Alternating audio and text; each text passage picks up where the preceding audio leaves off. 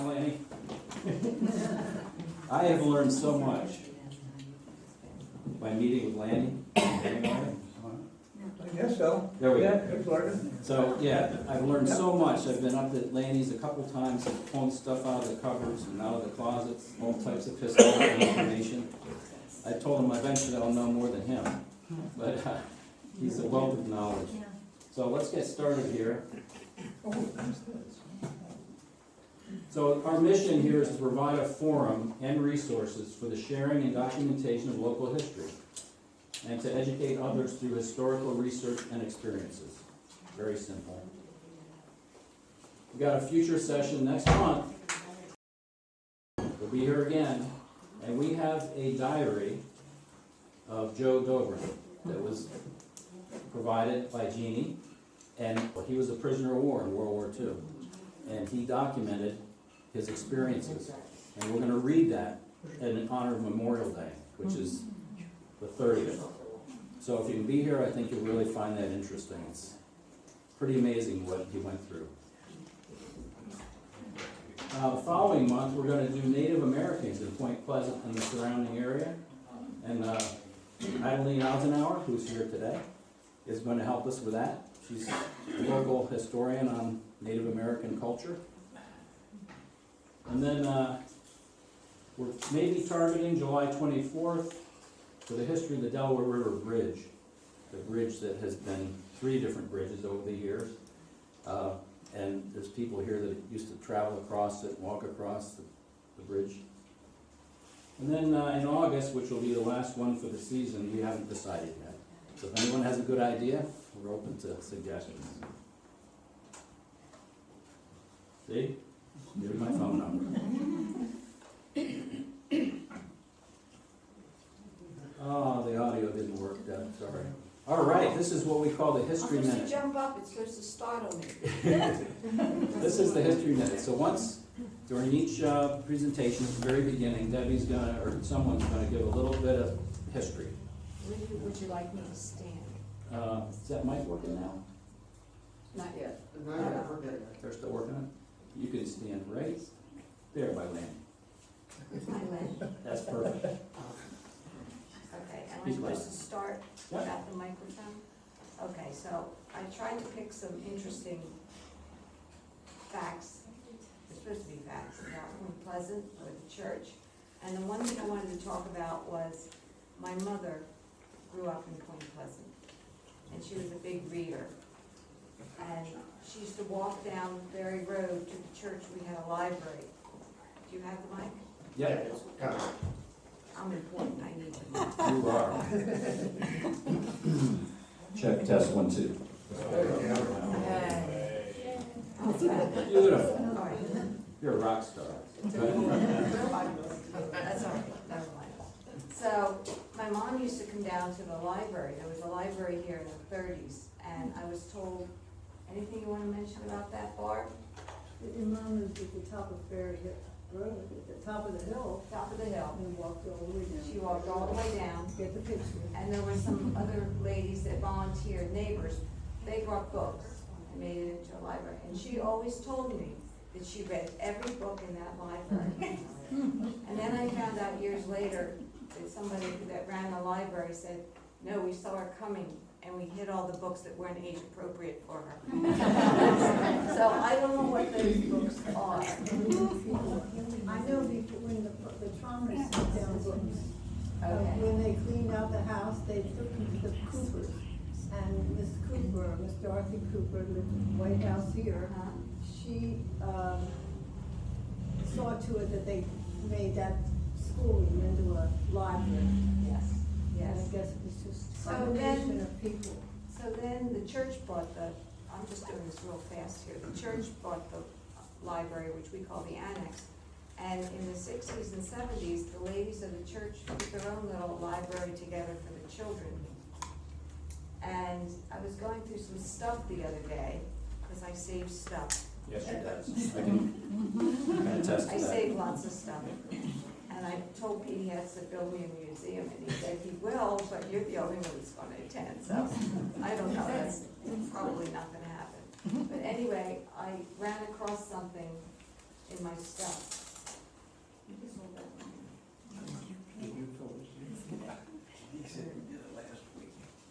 It's a library book I never returned. Say it again on the microphone. It's a library book that I never returned.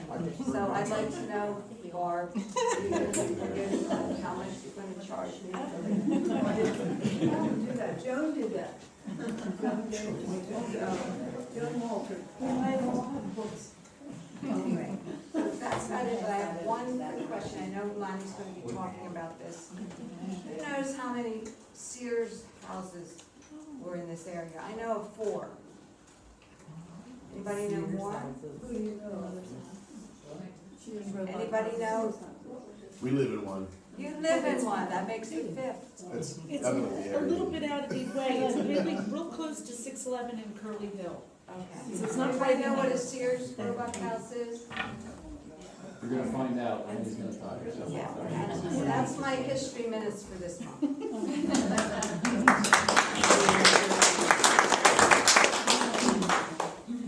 Check test, 1, 2. Check test, 1, 2. I don't know, maybe it wasn't the batteries.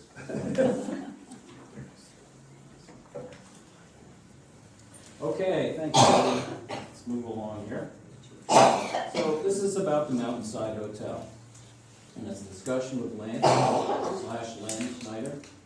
And today's the date, obviously.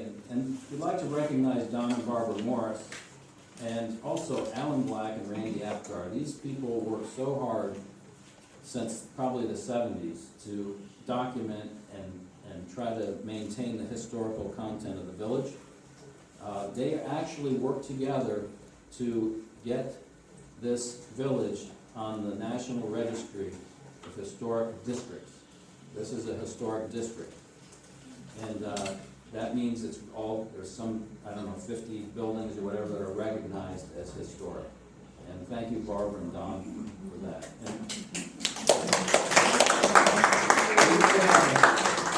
And we may have a presentation on that at some time. There's actually a document, it's the application. Spring. Is it? I will put that up on the website in the history, because I've got a scan of the actual application that talks about, you know, what's a historic district.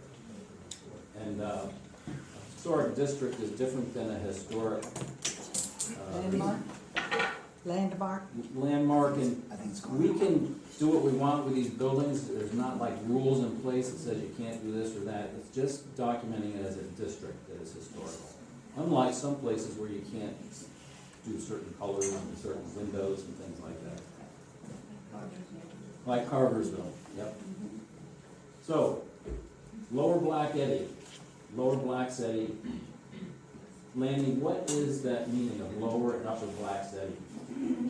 Two places along the Delaware. Upper Black Eddy was still in existence today, and Lower Black Eddy. Lower Black Eddy was formerly Point Pleasant. And everybody thinks that Lower Black Eddy was named because of the river being dirty or whatever, and it's not. Lower Black Eddy was by 2 people, which was on my, let me say, mother's side of the family, because my mother's mother was a black. And they had the Mountainside Hotel long before the Schneider did, so it was on both sides of my family. Lower Black Eddy, well, that was called because there was 2 brothers. One lived in Lower Black Eddy, and the other one lived in the Upper Black Eddy, and the 2 Eddies were named after their brothers. And the Black's Eddy was something before they were the Blacks. Schwartz, Schwartz. meaning Words means black. in German. Schwartz means Blacks. German, right? Yes. Yes. So the oldest date that we could find for the mountainside, which was not called the mountainside at the time, Correct. was 1769. That's when we think it was built. So we're still trying to find the documentation to back that up. And you can see here on the screen, there's Lower Black Eddy, Lower Black's Eddy, and Upper Black's Eddy. What is an eddy? Eddy is where water in the river does not have a complete current, just like a little bit of an eddy, it would circulate around. And we'll get into that a little bit later, why the two locations are kind of significant. So originally, there was a fishery. Yes. You can explain that a little bit. All right, well, after my grandparents bought the Mountainside, and my dad became of age, I guess, because he moved to the Mountainside when he was 12 years old, because my grandparents bought it in they bought it in 1912, and he was 12 years old at the time, because he was born in 1900. And after he became of age, and so forth, why he got a fishery, and the fishery was a commercial fishery with a net to fish for suckers, carp, in the Delaware. And what they would do is they would fish basically at night. And they had little guys that would carry lanterns so they could see what they were doing.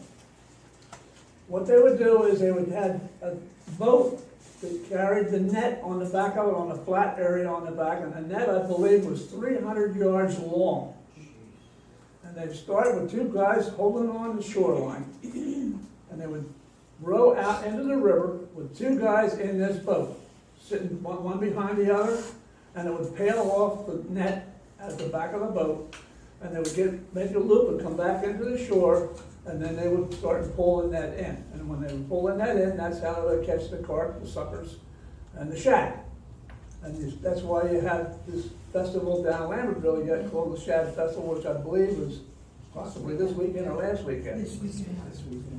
And what went in, but it was called Lewis's fishery. I don't know if it goes by that same name or not anymore now or not. But once a commercial license, which is registered by the state of Pennsylvania, once that's given up, it's gone forever. You can never ever get one back. So as long as you still keep that license current, you can still fish with a net. Now this net was probably about 4 feet tall, and like I said, 300 yards long. And it had a rope on the top that had cork on it. And that's what kept the net floating, and there was a rope on the bottom which had lead on it. And that kept the net vertically, so it would stay vertically out into the river, and then when they start to haul it in, that would catch the fish that way. And the reason they did it at nighttime is, kind of sounds funny, but so the fish couldn't see the net and jump over the net or get underneath it.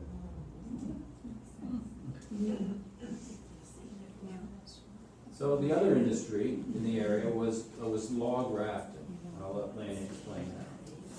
Log rafting took place, I can't tell you what year anymore now, but the story goes from what I've been told. In the wintertime, they would cut logs up in the Poconos.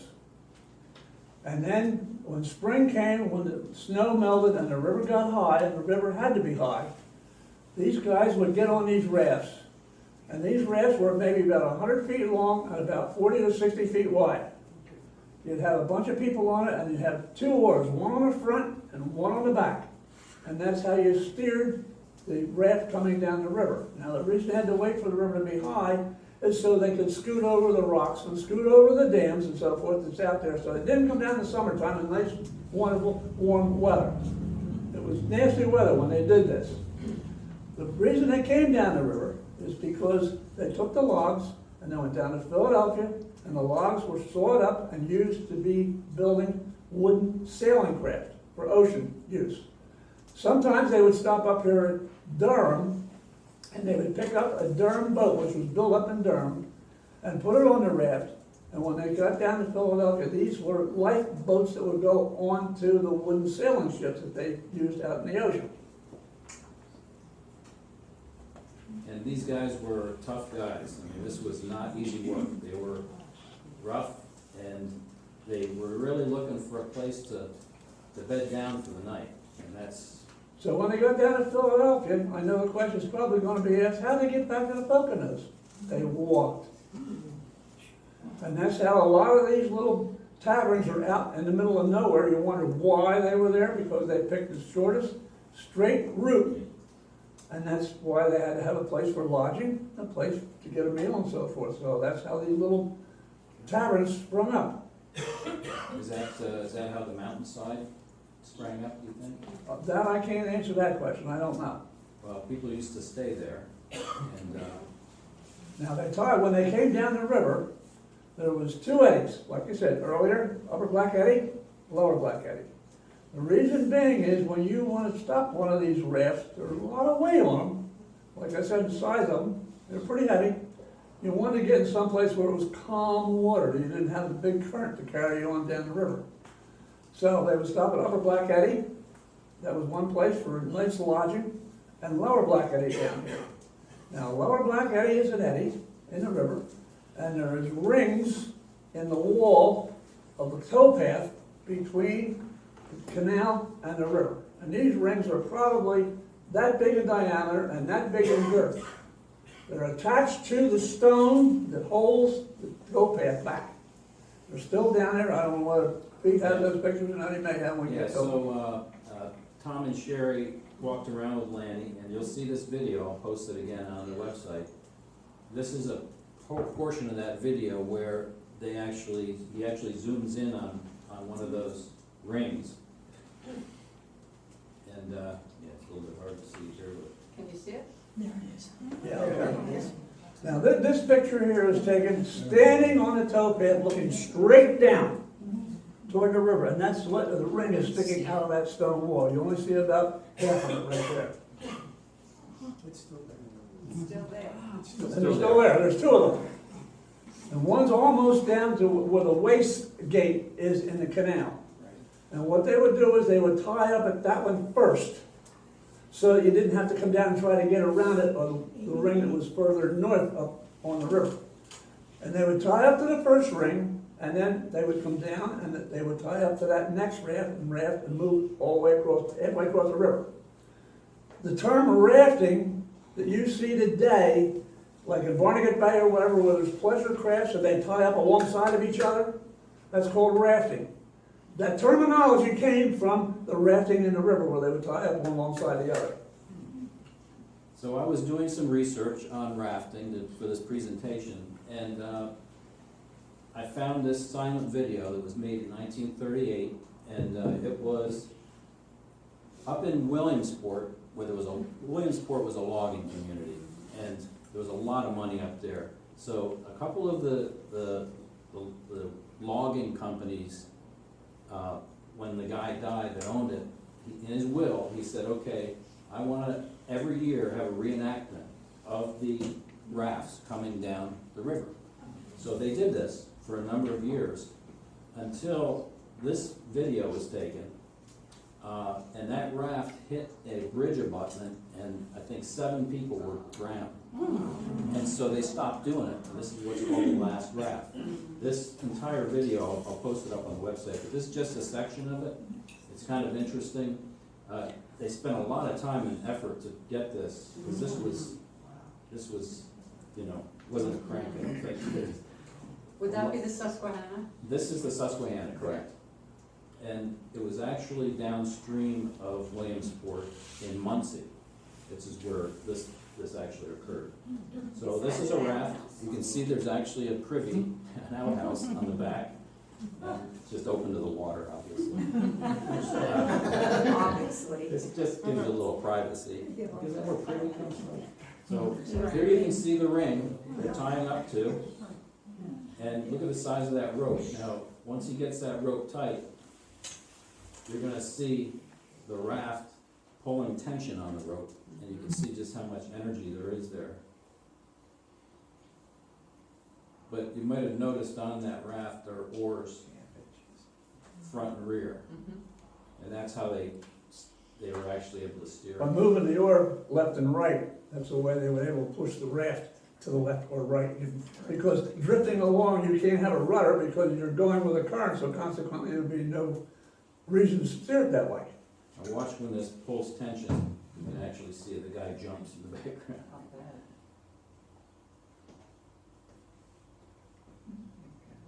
It's a lot of weight to get stopped. That's the reason you don't want to have it out in a current. That's it, now he's gonna flash it off.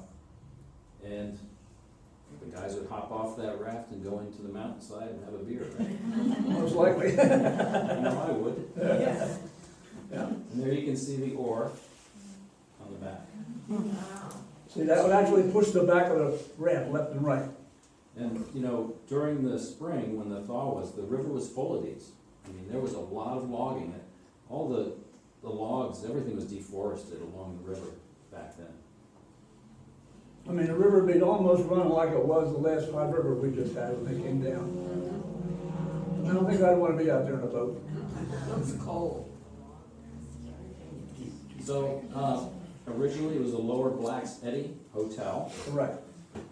owned by, and actually, I believe, built by Michael Schwartz. And we think it was around the late 1700s. This is a picture of the mountainside, taking it right out in front. This would be the river road down here where all the horse and buggies are. Set of steps that came down off the porch right into the road. This building over here would be what we call the Odd Fellows Hall. The Odd Fellows were a secret organization of men, if you want to call it such as like your Freemasons, Knights of Columbus and so forth. Supposedly they did a lot of good for people. Either you just catch a video once in a while on television. That building had a dirt floor, it was set on logs, on just a stone foundation. The second floor was their sanctuary, or whatever you call it, where they held their meetings. And what is this back here, Lanny? That little room back there is where they played cards, and also where they had stored their beer and their soda and so forth. And that's behind the bar, because this first door right here off the porch would be the door going into the bar. So, we're catching up now with Lanny's history here, his family, Christian Schneider. All right, my grandparents purchased the Mountainside in 1912. There's a picture of it right there shortly after they bought it. That automobile there in the foreground, I believe, was a 37 Terraplane, from what we've tried to do research on. We're gonna have to take your word for that one. Yeah, you will. Sold ice cream, and grandmom ran the dining room. Mary Schneider was her name, and she ran the dining room for meals and so forth. And my grandpa, Christian Schneider, he ran the bar. And you can see here on the end, it's hard to read here, but it says Christian Schneider's Mountainside Hotel. I won't say for sure, but I think that's possibly my dad in the foreground. That's a gas pump, correct? And one gas pump, yep. Now, up on that sign there, I think it says Valley Forge Beer. Now, the reason they came to the Point Pleasant, the Mountainside, was my dad's brother. Well, first of all, they came from Newark, New Jersey, and they had a bar and a hotel over there.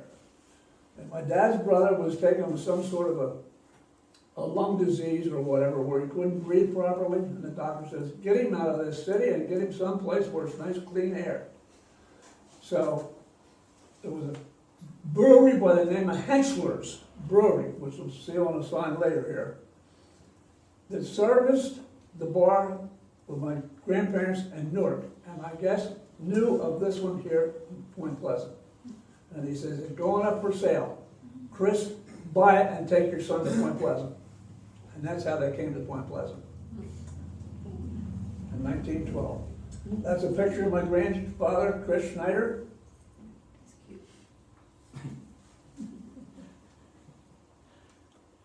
Are they from Germany, Austria, or? My grandfather came from Germany, Waltenberg, I believe it was, and Grandma Schneider was born here in the United States.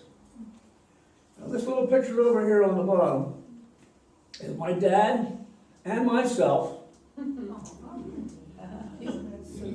Easter Sunday, and I'm about maybe 10 years old, maybe, and that Model T Ford truck they had at the hotel that they needed to do work around the hotel, because the hotel, I mean, they raised their own vegetables and so forth, and I'll get into that a little bit. But they had this truck to do the work at the hotel. And they had a lot of hired hands that actually roomed and stayed right at the mountainside. So, you know, you had to keep this place going, so they had to help. So My dad had that truck now. In about 1947, I believe it was, the hotel was sold. And when it was sold, I was about that age. I begged my dad to keep that Model T Ford truck. And he said, it has to go with the hotel because it's part of the hotel property. And the last I remember was going up past Mom and Dad's house where I grew up, that Dad built, on the back of a wrecker, and that's the last I ever saw it.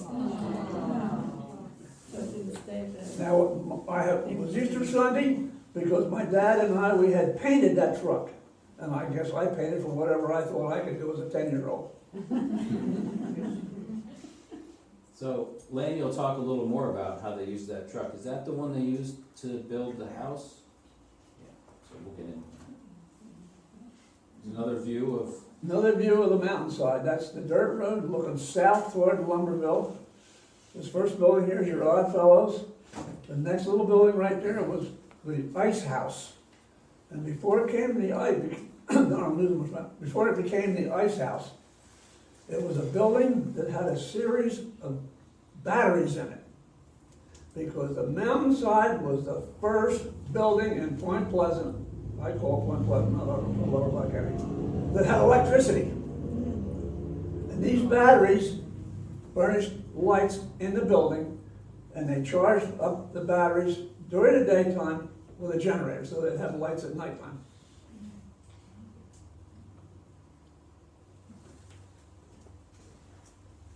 and in between this building and the hotel, there was something going on as well, right? They were actually wooden tanks, and they were converted over to concrete tanks. And what they would do is they would use those tanks, there would be fresh water come down out of the mountain into those tanks and constantly flowed through and drained back out underneath the road and down into the canal, from where they put the suckers, the carp that were caught in the river, because these were bottom feeder fish, and they would be dirty, dirty, dirty. So what they would do is they would put them in there so they could purge themselves. And there used to be a scale hanging out there by the tanks. And my dad got in touch with a rabbi out of Philadelphia. He used to come up with a truck with a tank on it, and he would buy these fish, take them to Philadelphia, and the rabbi would bless them, and they'd be sold for gefilte fish.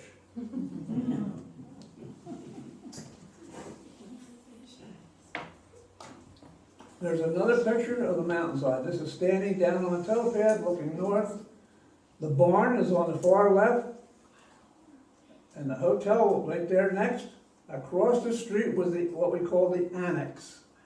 And the annex had 29 rooms in it for boarders to stay. People would come over from Newark, New Jersey, New York. And it had a dance floor on the first floor. And every Friday and Saturday night, warm weather permitting, they used to hold dances there. Live band, people from Point Pleasant, who knows, play the piano, guitar, trombone, trumpet, whatever, fiddle, and that's where they had their music, every Friday, Saturday night. There was a stage in there. And I remember going in that building and playing as a boy, and playing up on that stage, thought I was performing, I guess. It had a porch all the way around the roadside and down the side coming over here toward the lock. It was concrete, it used to be all filled with rocking chairs. And I can remember myself and this guy in the background, wherever he got to, Bill Slaughter, we used to ride our express wagons around there. And what's this here? That was the garden, and that garden there was supplied all the vegetables for Grandmom, who prepared all the meals in the hotel. And we found someplace in literature there was a capacity of 73 people was able to stay in the hotel in the annex.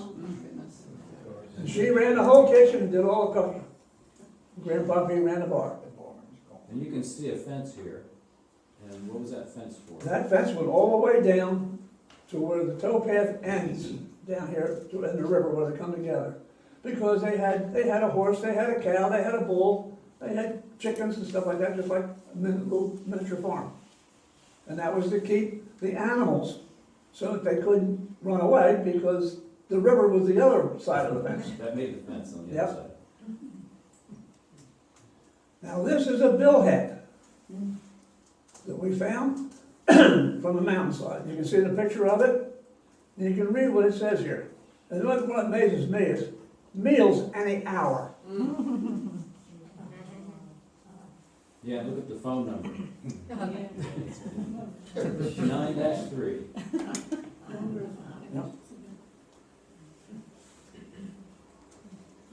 Now, this is an older picture. This is standing on the towpath, looking back toward River Road with a hotel in the background. Here's the annex over here, we call it, on the right, which had all the rooms in it and so forth. Now, that annex would be located where now, if it still existed? If that existed today, that would be the parking lot. And what happened to it? To the best of my knowledge, from what I remember, when the Mountainside got sold, we'll get into that in a minute too, the individual that bought it had it torn down with everything in it. Beds, furniture, dry sinks, the big bowls and the pitchers and so forth, because each room did not have its own bath facility. It had a mutual bath. And then it was set on fire and burned. And our fire company stood by and watched it burn.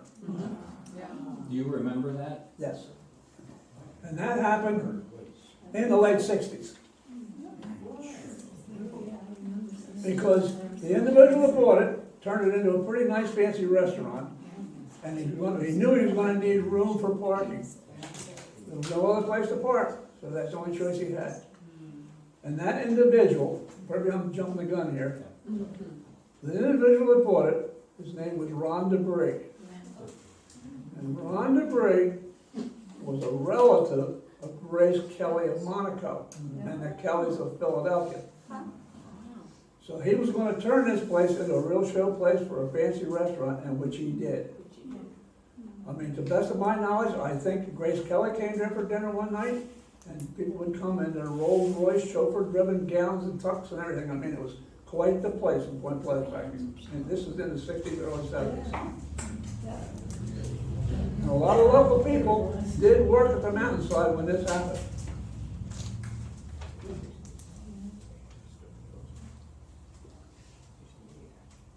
This is a picture looking down the canal.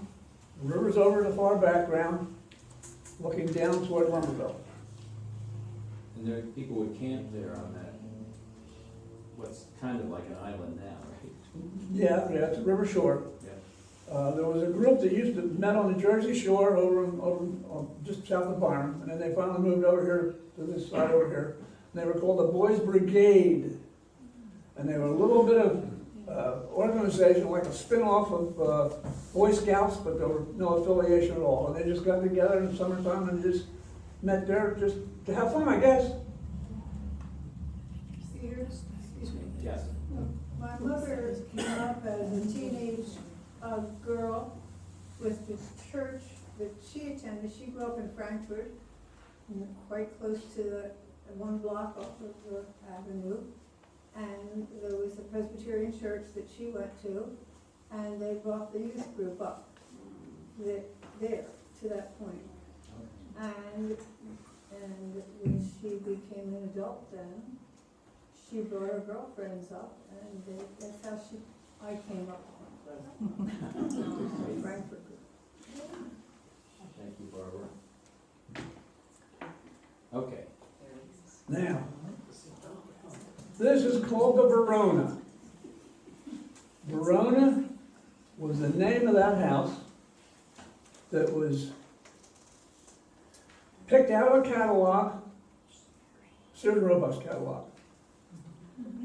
My mom and dad, before they were married, went down to Philadelphia to what we all know years ago as the Boulevard store. And you can pick this out of a catalog, and it consisted of enough material to build the house, excluding foundation, plumbing, and electric. Now, all this material for this house came in by rail over to Byron, over here by railroad car.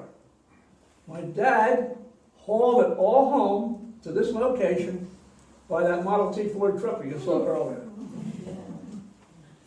That house had a poured concrete foundation in it, cellar.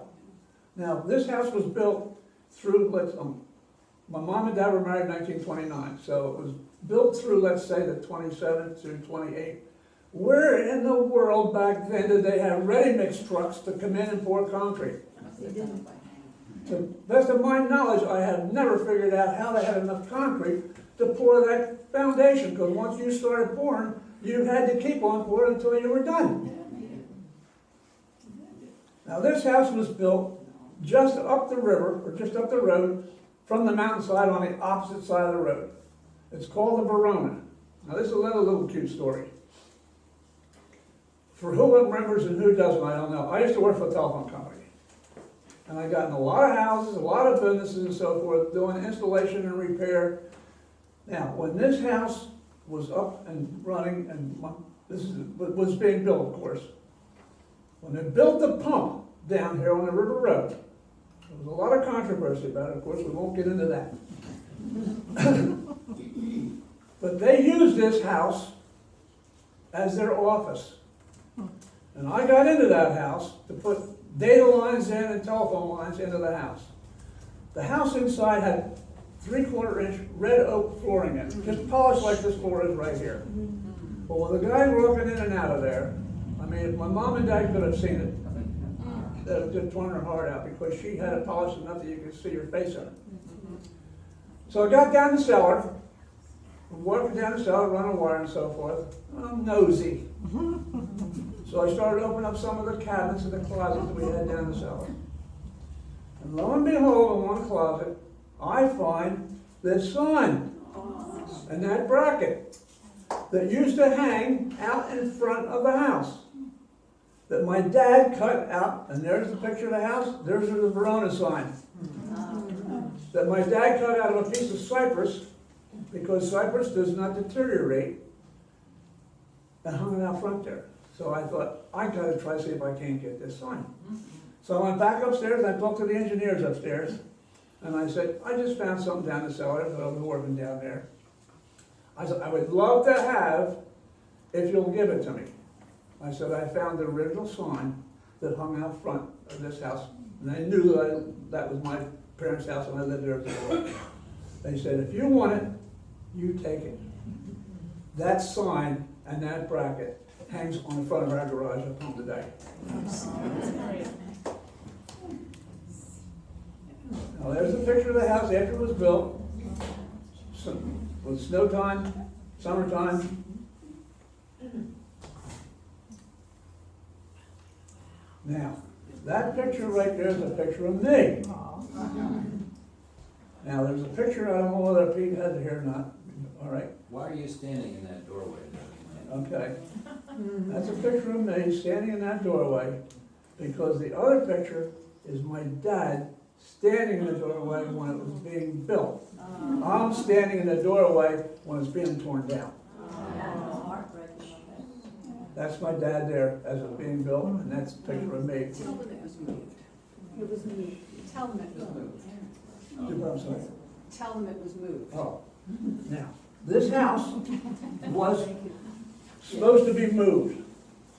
They were gonna try to cut it apart in 4 sections and move it.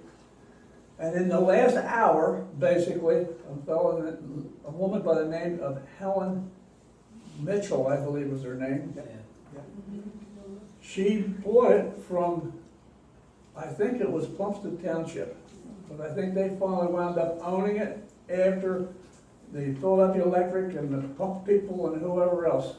And she just tried to move it and saw that it was not going to be able to be moved because it was too large.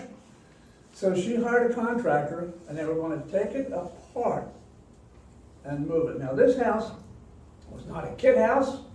It was not numbered. It just had enough lumber to build it. So I asked the guy whether I could help take the house apart. And the fellow says to me, he says, you'll never make it up. I said, why not? He says, because the fellows I got working to do the job are Russian and German, and you'll never be able to communicate with them. So I said, well, that kind of made my heart a little bit low. So finally, Helen gives me a call. She says, Lanny, would you like to help take up the oak floor? I said, I'd love to. She said, you come down and we'll start taking up the floor. Well, anyway, one thing led on to the other, and I helped dismantle the house. Now, the house was supposed to be re-erected out here on Gaiman Road. Now, if you go out Point Pleasant Pike, cross over the bypass, cross over 611, and keep on going, Gaiman Road goes into your right. If you go down, turn to the right, and go on Gaiman Road and go past the first 3 or 4 little houses on the right-hand side, and out in the middle of the field sits a look-alike of this house. I think Helen still lives there. I'm sorry? Helen still lives there. Helen still lives there. I don't think so. There's a Our family. there was a family kerfluffle. Their family, well, Helen, you know. All right, now my Her understanding, mother lived there also where that property was put up. my understanding is now, Dick Smith's son lives in that house today, who's a trucker out here in Denver. Right. Because I stopped in to see Richard Smith himself, and he said, yes, my son lives there.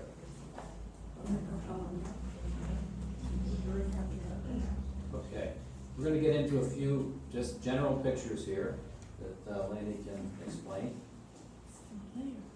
Okay, now this is a picture taken down here in our post office. And that's where Don Lawrence was employed for what, 26 years? 33. He was our postmaster. Now, this picture here taken, I can't tell you the exact names of people, but I've got, we think we've got everybody's name but about 2 or 3 that was on here. Now, that, and the postmaster there, right there, that is, come on, Don, help me out. Mr. Yost, I can't think Yeah. of his first. Not Marshall Yost, no, his father. Because Marshall Yost is standing over here, the long tall Oliver. one. Father and son, Oliver, thank you. The one in between the two is my dad. Taken probably about 1922. Now in the post office, they also sold postcards. Not when Don was there. Cigarettes, cigars, chewing tobacco and candy. Now, if you look at that sign right there, what you can make out of it says, please do not spit on the floor. Like this. Because they had spit tunes there. A spit tune was a big brass container like that, with a spit on it. Lanny, who's this young lady? That white lady right there, we think is Flora Puff or Flora Henry. Because of her size, I thought it might have been her. And I'm not She's full sure, grown, that's not a girl, that's not a young lady, that's a. that's a full adult. She's an adult. Yeah. Now, I'm not sure, and whoever is, John over here, can probably help us out. I think that's your pop. I was looking at that, and I think it might be too. We're here? Yeah. That one right there. Yeah. I think that's Pop John Ward. I think Flora's young though. She wasn't, she didn't put in a dress. Much older than us. It seemed to me she was Oh, no. younger than she was. Okay, now, this picture here is Point Pleasant Garage, right down here in the center of town. And by the way, this garage is called Del Mont Garage. There's a plaque on the front wall, 1917, that says Del Mont Garage. Del Mont came from the Delaware River and the mountain. Combined, Del Mont. I don't know who owned it in first being, but it was owned by a fellow by the name of, Newt Freed. Newt Freed, which was a very good friend of my dad. And he and my dad built this car. They took the body off of an old car and hand-built this body on it. Now, I don't know how it ever got its name, but it was called the $1.98. Maybe that's what it cost to build it, I don't know. Now, it had wooden spoke wheels on it. This is all stories that I've been told. So to make it go faster, they put metal over top of the wooden spoke wheels so it would go faster. Now, I was told it was a Model T Ford. That is not a Model T Ford. A Model T Ford has a buggy spring crossways like this. This has two semi-elliptical springs in it, so I don't know whether it was a Chevy, an Oakland, or what it was. But my dad courted my mom in that car. Whatever happened to it? Now, the best of my knowledge on this one is, when the garage was built, it was down in the cellar in the garage. Then they built the post office on the side of it, moved it over, and to the best of my knowledge, people tell me that car is still down in that. For whatever's left of it, because it has gone through good many floods, went through 1903, when 1955, the last, almost we have what? 4, 5, and 6. Yep, 4, 5, and 6. Now, last I had heard, Newt Freed's daughter, Christine, inherited this building and the post office. She's married to a gentleman, last name is Reed, so she went from Freed to Reed. She just passed away within the last year and a half or so, and they lived in California, and I think he still does today. His first name is Jim. So I think it's still down there. This is a picture of, out in front of the church, basically, looking north on River Road. This is where the church is, off to the side. And this is Buck Walter's house, right? And this is our church parsonage, across the street. And I'm not sure who lives here. Wood. Maybe Nancy. Nancy. Nancy was off. Picket fence, sidewalk, dirt road. Great. I think there was a man named Wood lived in there. And The this- Lawrence was in, right? A man named Wood lived there? Oscar Wood. Oscar Wood. And his parents. And I think his parents. Picture of center of town. Now, this building here used to be our post office. And then they closed that one up, and then they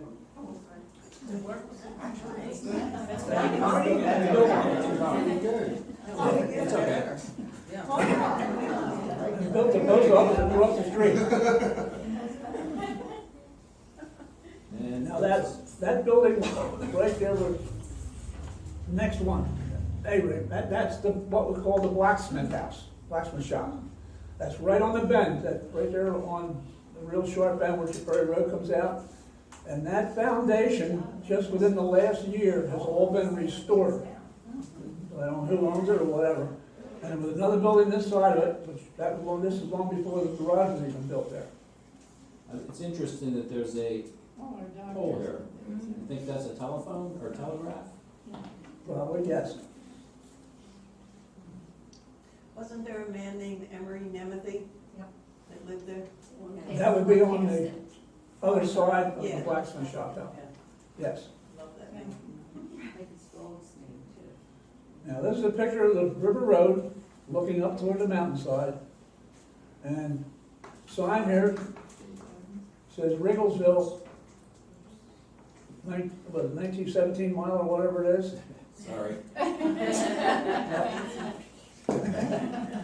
Now, that sign still exists today. We went down there as a fire company because there was two of them. There was one on the north end of Point Pleasant, right up here by where the nursery is today, and this one here about down here on the mountainside. We went down there as a fire company because we wanted to save that sign, because the one up here by the nursery had gotten hit by a car and got destroyed. So we went down to the fire company, we got that, and we put it in front of the old firehouse down here, not the one up on the hill, but the one over here where we moved from. And we had it out in front of the door. And one day, one of the drivers of the fire truck, happened to be Duffy Mangan, which was Salisbury Township Police Chief, pulled the truck out and made a turn too soon, caught the ladder on the sign and broke it and fell down. Well, we had it down the firehouse for a long time, and then finally it got to go up to Will Dobron's house up on top of the hill, up Dobron Excavation. They welded it back together, and that sign today is on the front of their building up there. Now, Point Pleasant says by location, because Point Pleasant was supposed to be, and dubbed the name because it was the most pleasant point along the Delaware. And it says by location, because it's actually known as Lower Black City still. They changed the name, right. They changed it in 1928 when they first had a post office. 1928 was changed when they formed the post office there. I'm sorry, 1828. 18. Now you can see this here in the foreground. This was the garden right here, where they raise all their own vegetables and so forth. This is the barn. Yep. Now the guests that they had, because Grandpa Schneider had the hotel and bar over in Newark, he brought his clientele with him. Now how they got to the mountainside would be, they got on a train over in Newark, New York, came into Trenton, changed trains, came up the river to Byron, and Dad would go over and get them in a car, or however they got over here. And they would spend weeks. Some would spend all summer long. Because they were out in the country, they liked to have campfires, they had canoes, they had boats, they fished, you know, they just country living. They didn't experience that living over in the city. So Lanny has some great stories that could probably go on and on here. But one of them, I wanted to just give a teaser, because we're gonna talk about the bridge. And he's got a great little story about when the covered bridge, he used to, I'll let you talk about your Grandpa Hicks, right? Yep. Would tell him stories. Tell him the story about when it burned. Okay. My grandfather, on my mother's side of the family now, the other side of the family, he lived over in Byron because his father was station agent. They worked for the Pennsylvania Railroad. Now, when the covered bridge burnt, and I don't know the dates of that, Don can help me out here if he wants to. People would name it 1892. 1892. Okay. People by the name of Shenley, I think it was, had the quarry over in New Jersey, directly across the river where Johnny and Dee lived.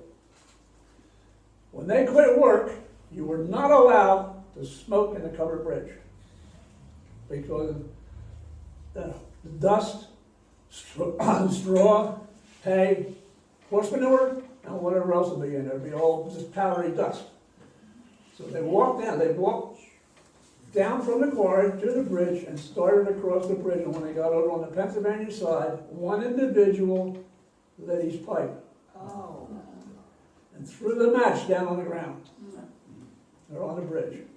Well, it started on fire.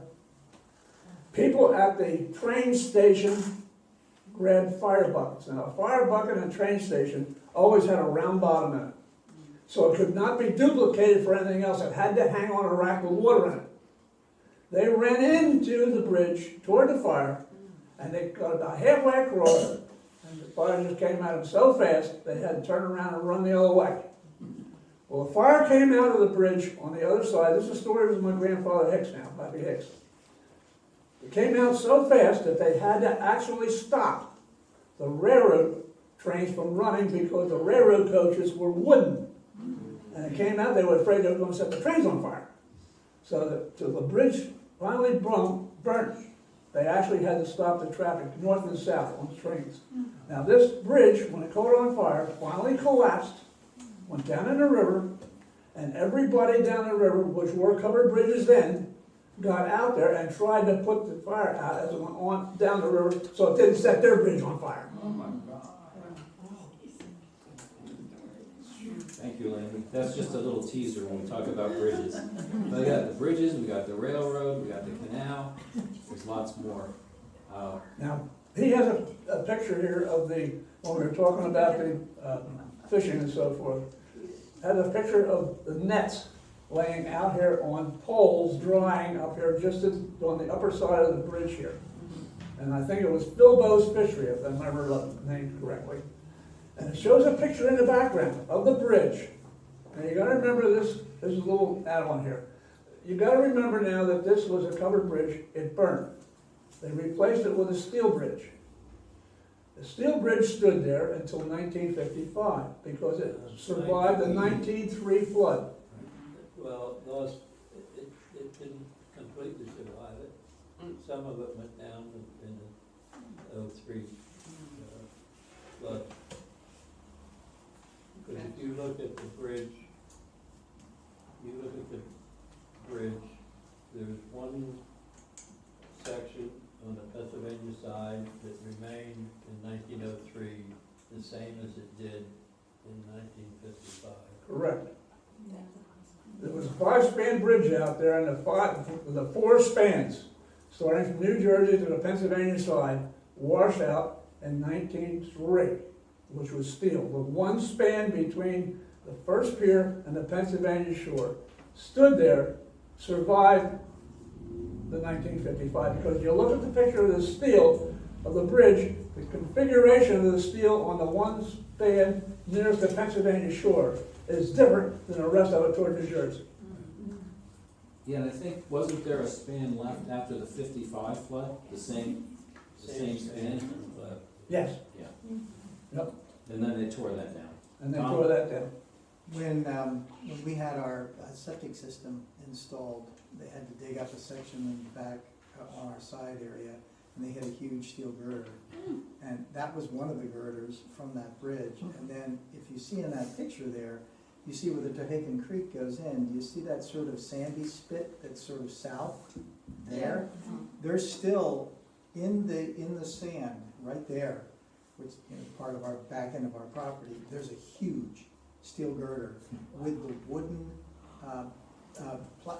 pieces that the girder was attached to. The wood is still preserved because it's mostly wet. So you have the wood and the steel, the bolts, everything. Lanny's got photographs on the Byram side of sections of bridge, and him standing next to it from the 55 flood, right? It's ironic that the same part of the bridge washed away in 1903 as it did in 1955. That is, yeah. And on the same span withstood the 1903 and the 1955, which would be the span on the Pennsylvania side. So we're gonna talk more about the bridge on another day, but I'd like to thank everyone for coming today. It's been great to have you here, and I look forward to having you here next time.